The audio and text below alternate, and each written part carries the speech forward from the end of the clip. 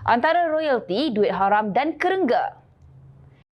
Februari lalu, kerajaan telah memutuskan bahawa Kelantan dan Terengganu tidak layak menerima hasil petroleum sebanyak 5%.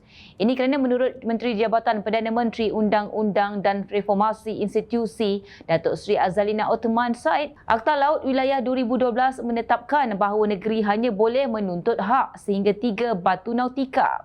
Perjanjian pembayaran wang tunai yang ditandatangani antara Petronas dan Kerajaan Kelantan dan Terengganu memperuntukkan dua negeri itu boleh diberi pembayaran tunai sebanyak 5% untuk petroleum yang didapati dan diperolehi dalam jarak 3 batu nautika dari garis air surut. Namun Petronas tidak pernah menyalurkan hasil petroleum secara langsung kepada Kelantan dan Terengganu selama ini kerana kedudukan medan pengeluaran adalah terletak di luar 3 batu nautika dari garis air surut wilayah Kelantan dan Terengganu, katanya. Bagaimanapun, perlu diingatkan Kerajaan Persekutuan telah menyalurkan wang ihsan ke negeri-negeri yang berhampiran dengan kawasan penggalian petroleum termasuk Kelantan dan Terengganu untuk projek yang memberi manfaat kepada rakyat.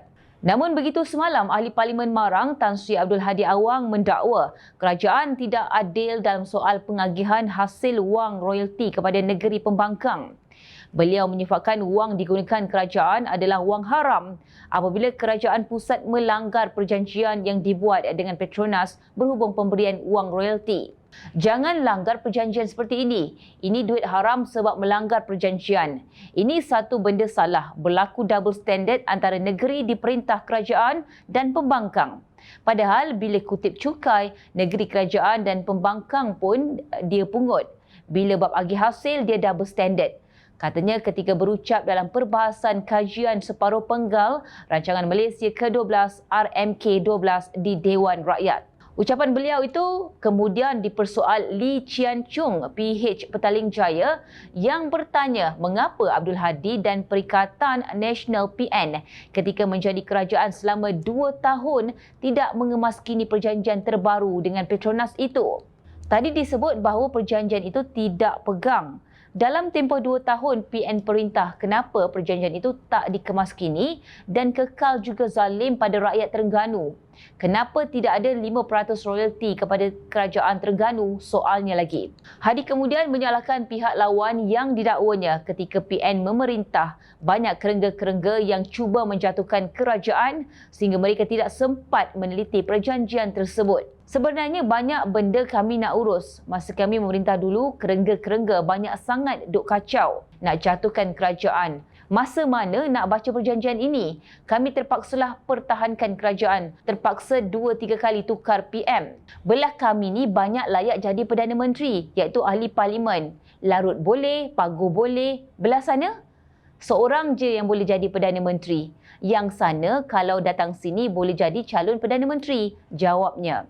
RSN Raya iaitu PH Julutong kemudian bangkit mencelah dan bertanya jika Abdul Hadi mendakwa kerajaan makan duit haram, apa pula hukum apabila PN berterusan menjatuhkan kerajaan perpaduan yang dipilih oleh Yang di-Pertuan Agong? Sebenarnya menjadi sesuatu yang sangat pelik. PAS kononnya berjuang lebih 30 tahun dalam isu royalti, tetapi apabila berada dalam kerajaan selama 33 bulan, kenapa tidak berbuat apa-apa? Sibuk ada kerengga nak jatuhkan kerajaan atau sibuk makan gaji buta?